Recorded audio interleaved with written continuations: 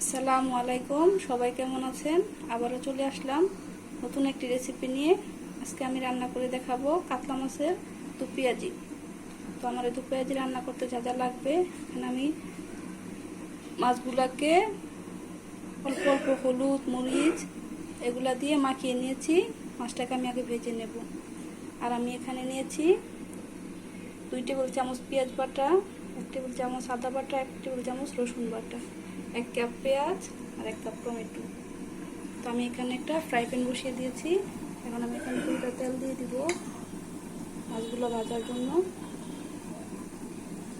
তেলটা গরম হয়ে আসলে আমি মাছগুলো দিয়ে দিব।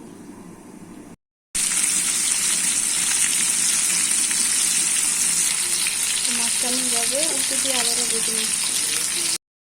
মাছগুলো ভাজা শেষ, এখন আমি রান্নায় চলে যাব। তো আমি এখানে একটা কড়াই বসিয়ে দিয়েছি। রান্নাটা অনেক সহজ।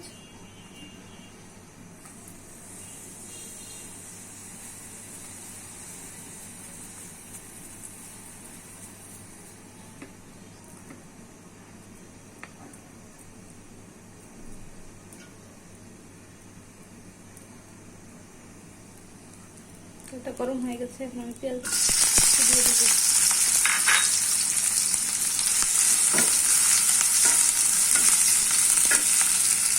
পেঁয়াজটা প্রায় ভাজা ভাজা হয়ে আসছে, এখন আমি বাকি মশলাগুলো দিয়ে দিব।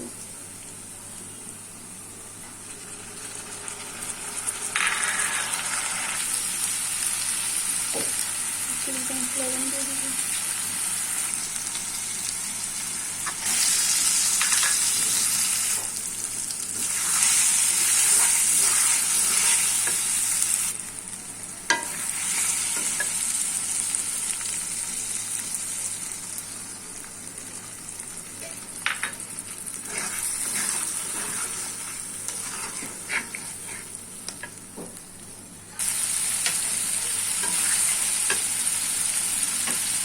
পানি দিয়ে দিব।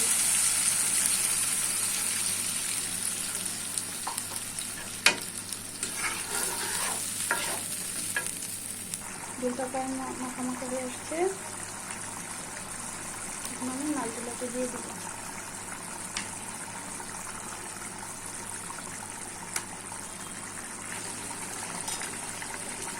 আমি 4-5টা কাঁচামরিচ দিয়ে দিব।